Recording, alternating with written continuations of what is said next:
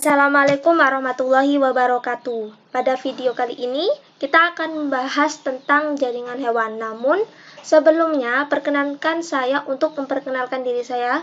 Saya Urfan Nadiroh dari Pendidikan Biologi Unwali Songo Semarang.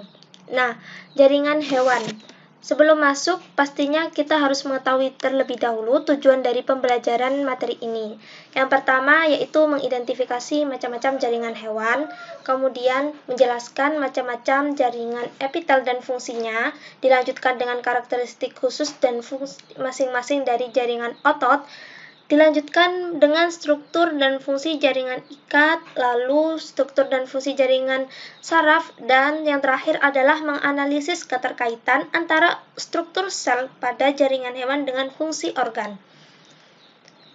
Nah, sebelum masuk pada materi, perlu diketahui pada tingkatan kehidupan, pasti kita juga mengenal ya, yang namanya suatu organisme itu dimulai dari sel. Nah, kumpulan sel-sel ini akan membentuk suatu jaringan, karena dia berkumpul atas dasar fungsi yang sama. Cabang ilmu biologi yang membahas jaringan itu disebut dengan histologi. Ini adalah salah contoh gambar dari jaringan, yakni jaringan ikat, tepatnya adalah jaringan tulang. Oke, sebelum masuk lebih dalam lagi, perlu diketahui atau mengingat kembali tentang materi sel, tentunya sel hewan. Perbedaan dasarnya dengan sel tumbuhan. Kalau sel tumbuhan yang paling terkenal mungkin adalah dia memiliki dinding sel, sedangkan sel hewan dia memiliki membran plasma, namun sama halnya fungsinya dengan dinding sel yang menghasilkan suatu bentuk sel di tumbuhan. Kalau di hewan ada cytoskeleton yang berfungsi untuk mempertahankan bentuk sel hewan tersebut. Jadi itulah kenapa sel-sel hewan ini bisa ada beberapa bentuk yang bervariasi seperti kubus, batang, kemudian pipih. Ya, kalau jaringan tumbuhan juga tersusun dari sel-sel tumbuhan, kemudian sel-sel hewan tentunya sel hewan. Oke. Selanjutnya, jaringan pembentuk organ manusia dan hewan terdiri atas jaringan embrional, kemudian jaringan epitel, jaringan otot, jaringan saraf, dan jaringan penyokong. Sesuai saya sampaikan di awal bahwa berbeda jaringan, berbeda pula juga strukturnya karena menyesuaikan fungsinya mereka masing-masing. Nah, untuk yang pertama ini adalah jaringan embrional sebagai pembuka. Jaringan ini tidak banyak dimiliki oleh manusia, hanya di tempat-tempat tertentu. Jaringan embrional ini sama halnya dengan jaringan meristem yang ada di jaringan tumbuhan, yaitu jaringan muda yang sel-selnya senantiasa membelah. Jaringan embrional adalah jaringan yang mana hasil dari pembelahan sel zigot. Kalau di hewan diploblastik, itu contohnya Solenterata. Kalau tripoblastik ada di cacing tanah, arthropoda, dan juga chordata. Diplo berarti dua. Diplo ini tersusun dari ektoderm dan endoderm. Kalau triplo berarti tiga, ada lapisan ektoderm, mesoderm, dan yang bagian dalam ada endoderm. Mari masuk pada jaringan epitel. Jaringan epitel, jaringan pelindung. Perhatikan gambar berikut ini. Yang ini adalah gambar animasi yang ada strukturnya sekalian. Kemudian kalau ini adalah gambar asli penampang dari suatu mikroskop. Nah, di sini ada silia, kemudian ini ada selnya. Kalau silia itu tidak semua punya ya. Ini ketepatan yang suatu organ yang ada silianya. Tapi yang paling penting pada jaringan epitel itu adalah susunan dari sel-selnya ini. Di sini ada berbentuk batang. Inti selnya ada di dasar. Kemudian ada lamina propina. Nanti di bawahnya jaringan epitel ada jaringan ikat. Dan jaringan epitel perlu diketahui di sini hampir tidak ada ruang antar selnya kan. Jaringan epitel yakni jaringan yang menutupi dan membatasi permukaan bagian tubuh yang berupa organ, rongga, dan saluran, baik yang ada di dalam maupun di luar. Karakteristiknya tadi sudah tergambar jelas di gambar sebelumnya, yaitu sel-selnya tersusun sangat rapat sehingga hampir tidak ada ruang di antara sel-selnya. Dan dia memiliki sedikit matriks ekstraseluler. Tentunya sel-selnya melekat erat dan membentuk sebuah lembaran, berada di atas jaringan ikat. Jadi melindungi jaringan yang ada di bawahnya. Nah, ini fungsinya yang pertama tadi, yaitu sebagai pelindung bagi jaringan di bawahnya. Kemudian ada absorpsi atau menyerap sari-sari atau nutrisi dari makanan yang kita ambil. Ini contohnya pada usus. Kemudian ada ekskresi, eksteroreseptor, kemudian sekresi. Contohnya ada sel epitel kelenjar. Dan yang terakhir ada transport zat.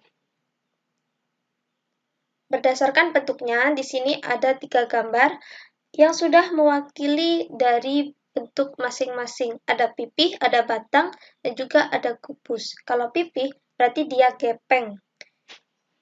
Ini dilihat inti sel atau nukleus ada di tengah. Kemudian batang, seperti yang saya katakan tadi, ada di bagian dasar. Kalau epitel kubus, berarti intinya sama dengan yang pipih atau gepeng. Ada besar di tengah. Oke. Jadi yang membedakan dari pipih, batang, kubus adalah yang paling terlihat di gambar ini terletak pada nukleusnya. Jadi bisa diingat. Masuk kepada epitel pipih. Epitel pipih ada selapis atau sederhana dan juga berlapis. Kalau pipih selapis, itu biasanya terletak pada pembuluh darah, pembuluh limfa, kemudian paru-paru, alveoli, dan selaput perut. Cirinya pastinya sitoplasmanya jernih, kemudian sel bulat di tengah, dan sel-selnya tersusun sangat rapat. Loh, Bu, kenapa tadi kok yang digambar warnanya pink atau merah muda? Itu adalah efek dari pewarnaan suatu preparat, yakni menggunakan hematoxylin eusin. Jadi, yang sebenarnya itu karena dia diwarna ya, sehingga berfungsi untuk kita sebagai praktikan atau dalam mengamati di mikroskop itu ada bedanya. Begitu. Beda atau suatu gangguan dari preparat tersebut kan hematoxylin itu mewarnai lebih ke biru, kemudian eusinnya nanti mengubah menjadi merah muda. Begitu. Jadi bukan aslinya merah muda, bukan begitu. Itu adalah hasil dari pewarnaan. Nah, jaringan epitel pipih selapis berperan sebagai proses filtrasi, kemudian sekresi, dan difusi osmosis. Kalau epitel pipih berlapis, dia selnya tersusun sangat rapat. Berlapis berarti ada dari beberapa lapis. Kalau selapis berarti hanya satu lapis. Berlapis ditemukan pada rongga mulut, eksofagus, laring, vagina, saluran anus, dan rongga hidung. Fungsinya adalah sebagai pelindung dan penghasil mukus. Proteksi ya. Selanjutnya ada epitel batang. Ada berlapis banyak dan juga epitel batang selapis. Dan tadi ada yang bersilia. Kalau selapis berarti bentuknya batang, sitoplasmanya jernih, inti sel bulat berada di dasar ya tentunya. Ditemukan pada usus, dinding lambung, kantong empedu, saluran rahim, saluran pencernaan, dan saluran pernafasan. Kenapa bisa begitu? Karena fungsinya sebagai sekresi, penyerapan, absorpsi pada di usus, dinding lambung, begitu, kemudian penghasil mukus, dan pelicin atau pelumas permukaan saluran. Kalau epitel batang berlapis banyak, ditemukan pada bagian mata yang berwarna putih, faring, laring, dan uretra. Fungsinya tempat sekresi, yakni penghasil mukus dan ekskresi, misalnya kelenjar ludah dan kelenjar susu. Nah, kalau epitelium silindris berlapis yang bersilia ini, berarti sesuai dengan judulnya ya, dia memiliki ciri-ciri ada silianya. Sel-selnya dengan inti sel tidak sejajar, sehingga seolah-olah itu dia terdiri dari banyak lapisan. Makanya di sini ada semu. Coba dilihat di gambar. Ini inti selnya ada yang di atas atau ada yang di bawah. Jadi seakan-akan kita melihat itu ada beberapa lapis, padahal itu dia satu lapis. Fungsinya adalah untuk proteksi, terdapat pada saluran telur, tuba falopi, rongga hidung, dan saluran pernafasan.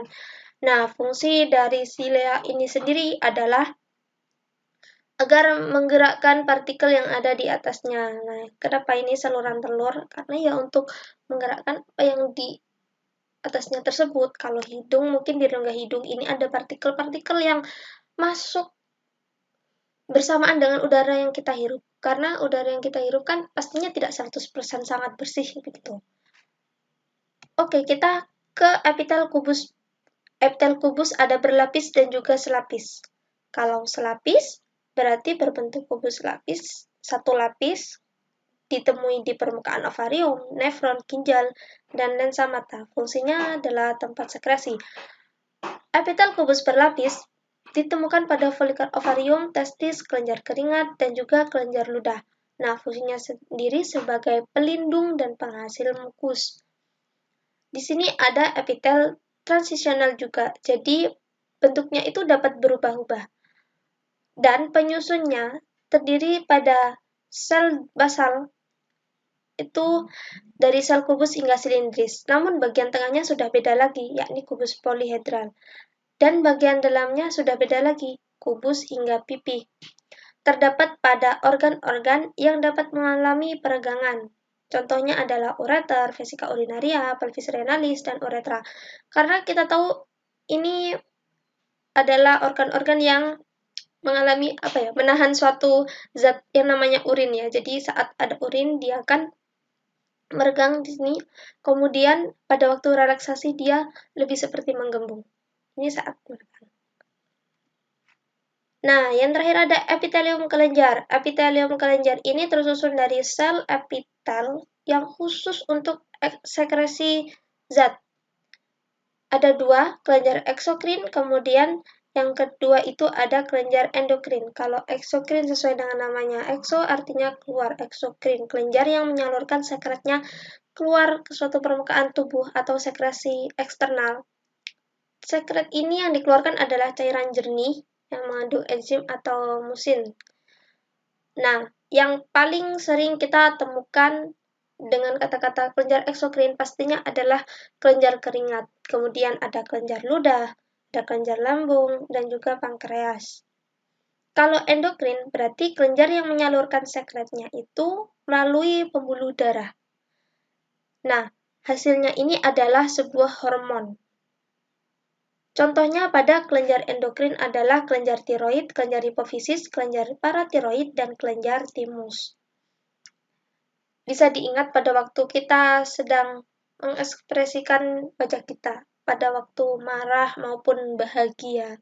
Itu kan juga efek dari hormon ya, hasil dari hormon juga. Nah, hormon ini masuk pada pembuluh darah yang membuat wajah kita itu merah, terus kalau dipegang biasanya panas begitu. Jadi kalau endokrin masuk ke pembuluh darah, kalau eksokrin berarti dia langsung keluar seperti keringat. Di sini ada gambar yang mana menjelaskan tentang letak-letak jaringan epitel pada suatu organ di suatu organisme ini ya. Di sini ada contohnya ada kera yang semu bersilia, batang bersemu bersilia ini ditemukan di rongga hidung ya. Kemudian tadi ada pipih berlapis penyak, berarti di saluran pernafasan bagian dalam. Kemudian ada epitel pipih selapis di alveoli. Kemudian ada batang selapis, terletak pada usus, absorpsi, menghisap nutrisi dari makanan yang kita makan. Kemudian ada batang berlapis, terletak di uretra ya, dan simpel kubodial atau kubus selapis, ada di ginjal. Nah, ini kan jadi kita bisa membayangkan ya, yang mana sih yang ginjal, kemudian usus, kemudian uretra itu yang mana, kemudian ini rongga hidung. Baiklah, sekian penjelasan dari jaringan epitel. Untuk jaringan selanjutnya, seperti jaringan otot, jaringan ikat, jaringan saraf ada di video berikutnya. Semoga bermanfaat video kali ini. Terima kasih. Wassalamualaikum warahmatullahi wabarakatuh.